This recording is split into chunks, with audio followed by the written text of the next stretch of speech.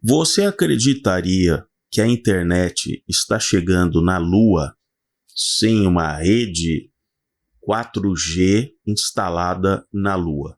Então, acompanhe esse vídeo até o final. Eu sou o Paulo Bittencourt, bem-vindo ao Modernidade e Ciência, e eu vou contar para você como é que esse projeto está nascendo.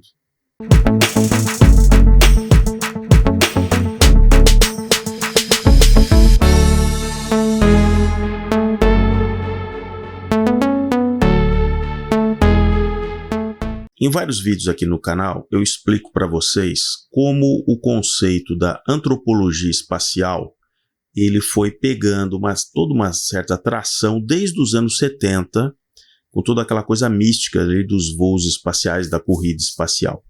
E vários países, principalmente os Estados Unidos, passaram a aproveitar dessa mística da antropologia espacial. Por que é uma antropologia espacial? Porque a sociedade humana, em tempos imemoriais, sempre olhava para o espaço, via aquelas estrelas, via aqueles fenômenos que aconteciam e tentava imaginar de onde viemos, para onde vamos. Então, essa coisa está muito infusa dentro de toda a sociedade. E aí, governos passaram a aproveitar isso para desviar a atenção dos problemas realmente concretos, mais tangíveis do nosso mundo, imaginando que, não, olha, o mundo vai ser melhor porque nós vamos conquistar o espaço. Então, aquilo que nós não conseguimos resolver na Terra, nós vamos resolver na exploração espacial. É onde eu quero tocar no ponto da antropologia espacial. E eu já monitorando há muitos e muitos anos, já percebi que a NASA ela se transformou numa máquina de gerar notícias midiáticas, porque ela tem que manter constantemente uma certa perspectiva de que alguma coisa vai mudar para nós aqui na Terra, apesar de eles mandarem ratinhos, fazendo... Então, fora a questão comercial da exploração da baixa órbita da Terra, que eu já comentei em vários vídeos, com relação aos satélites, meios de comunicação, monitoramento meteorológico, enfim, isso está na baixa órbita da Terra, nós estamos falando ali até 500 quilômetros de altitude. Agora, questões como povoar a Lua, mandar missões a Marte, faz parte da antropologia espacial. Num projeto que já havia começado alguns anos atrás, a NASA, porque ela tem que manter a narrativa, Então, mais ou menos, eu já monitorei, a cada mais ou menos 30 dias, ela tem que soltar uma notícia midiática de que ela está fazendo alguma coisa. Como o projeto da SLS está parado, que ela não consegue lançar o foguete para a missão Artemis 1, que teoricamente iria orbitar a Lua para fazer os cálculos e tal, de como é que seria até 2024, 2025 voltar à Lua, então ela tem que gerar alguma coisa. Então ela tem lá o satélite, lá o telescópio James Webb, tem lá a manutenção que talvez vai ser feita com a SpaceX, empurrando o Hubble mais para cima, enfim. Então ela sempre vai criando alguma... Aí tem a missão DART, né, que tenta afastar um asteroide de 160 metros da sua rota. Então ela vai criando sempre notícias. E a notícia agora, né, mais recente, é que ela realmente assinou um contrato de 14 milhões de dólares, que é nada, né, com a Nokia, né, a empresa finlandesa Nokia, para que a Nokia projete como seria uma rede 4G para uma colônia na Lua. Olha que fofo, olha que sensacional. Elas não conseguem nem lançar o foguete. Esse projeto que teria, por exemplo, dispositivos móveis que os astronautas poderiam carregar até 3 quilômetros de distância, por exemplo, da base com 4G. A própria empresa alemã, em parceria com uma grande montadora lá na Alemanha, de Hoovers, já em 2019 ela faliu. E eu acompanhava esse projeto. Onde que foi a coisa que pegou? Quando a NASA passa a especificação do que tem que estar na Lua, e eu quero ver a Nokia resolver esse problema, que a empresa dos Hoovers, que são aqueles veículos que andariam ali pelo solo lunar, disseram, olha, mas as temperaturas são muito extremas. Quando você está direto com a luz do Sol, a temperatura ali no solo lunar, 120 graus. Quando você entra numa zona sombreada, a temperatura está ali a menos 60 graus. E as baterias não gostam dessa variação de temperatura. Nem a 120 graus e não é menos 60 graus.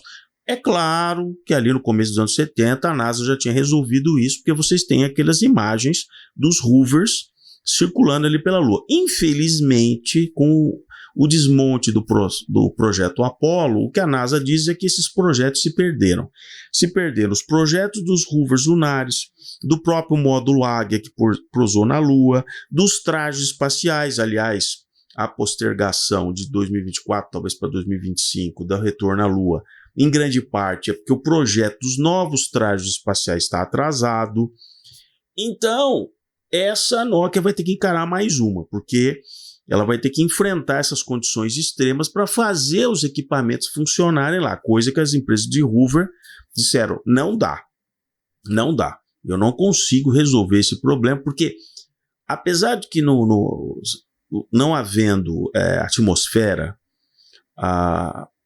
uma radiação que gere um calor na superfície de uma roupa espacial, de uma nave que está no espaço, como não há atmosfera, o calor ele simplesmente se dissolve ali no espaço muito rapidamente. Então você não tem condição de se aquecer. Por isso que o astronauta consegue fazer aquelas evoluções fora ali da nave e tal. Ele não vai ser fritado porque ele está no espaço, né? Na Lua é diferente, porque existem outras formas de transmissão do calor.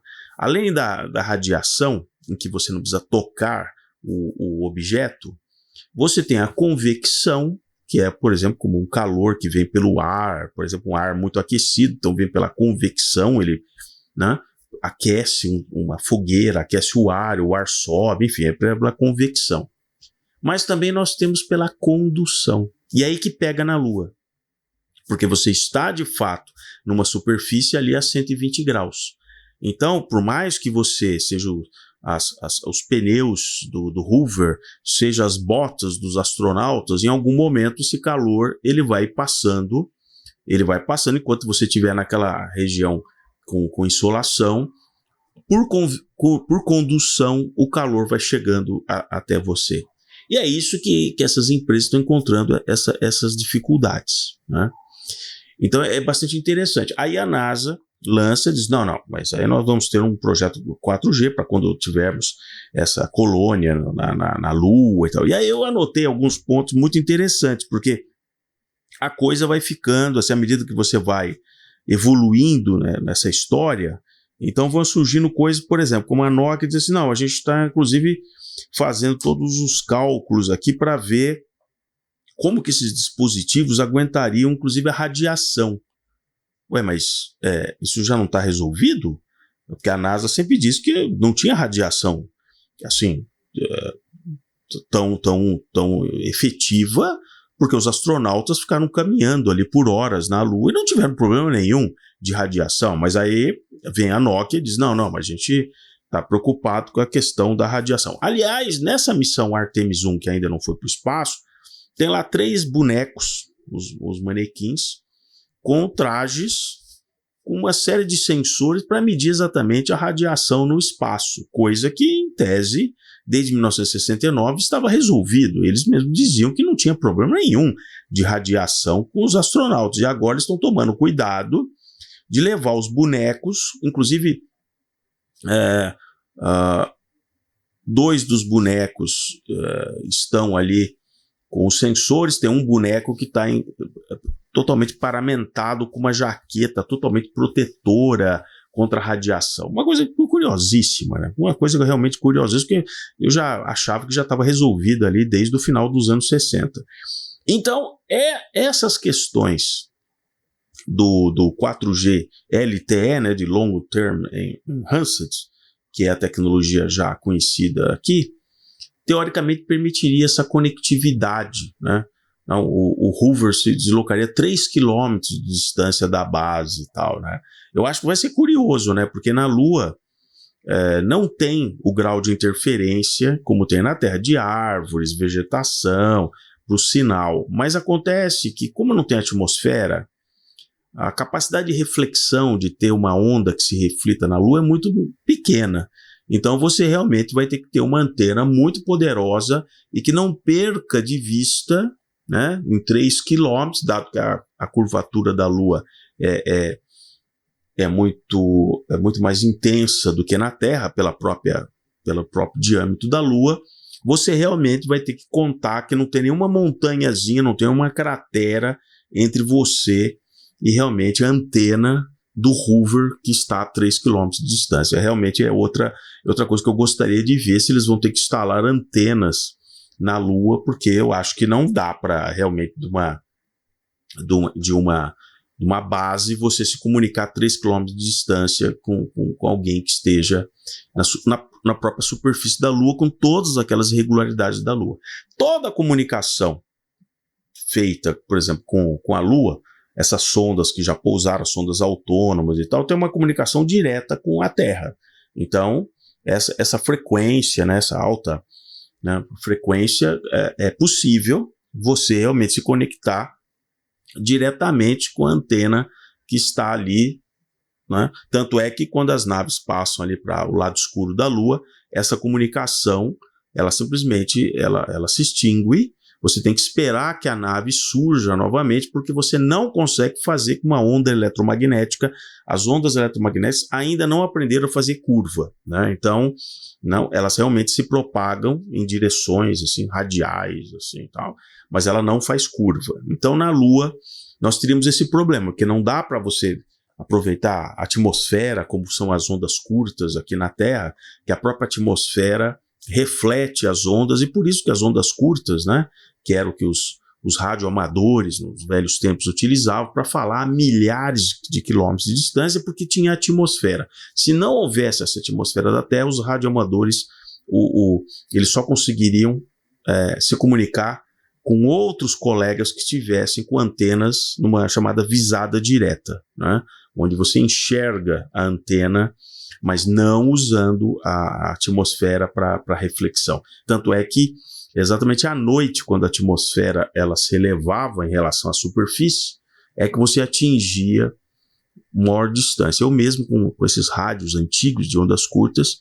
ia sintonizando, e eu achava curiosíssimo que pegava rádios da antiga União Soviética, da Hungria, da Polônia, né, a distâncias gigantescas, porque era à noite e você conseguia essa recepção, né, de um sinal vindo de tão longe, né. Então, se você gostou do vídeo, peço que se inscreva aqui no canal Modernidade e Ciência. O objetivo sempre é questionar coisas aí do senso comum, dessa mídia. A NASA precisa realmente do dinheiro constante ali dos contribuintes americanos, então ela faz esse merchandise, essa coisa toda. Então, peço, coloque aqui o joinha, se inscreva no canal e vamos acompanhar qual é a próxima notícia da NASA. O que temos avante e além, porque, segundo a matéria diz, isso é apenas um pequeno teste na Lua para depois as viagens a Marte. Então vejam que já estão criando aquele sonho marciano para todos nós, né? Então, e aí, é claro, vai levar décadas com essa mesma história, vão empurrando, não, agora não deu, agora temos um problema aqui, temos um problema ali, mas o importante é você manter esse elan, o elan da antropologia espacial.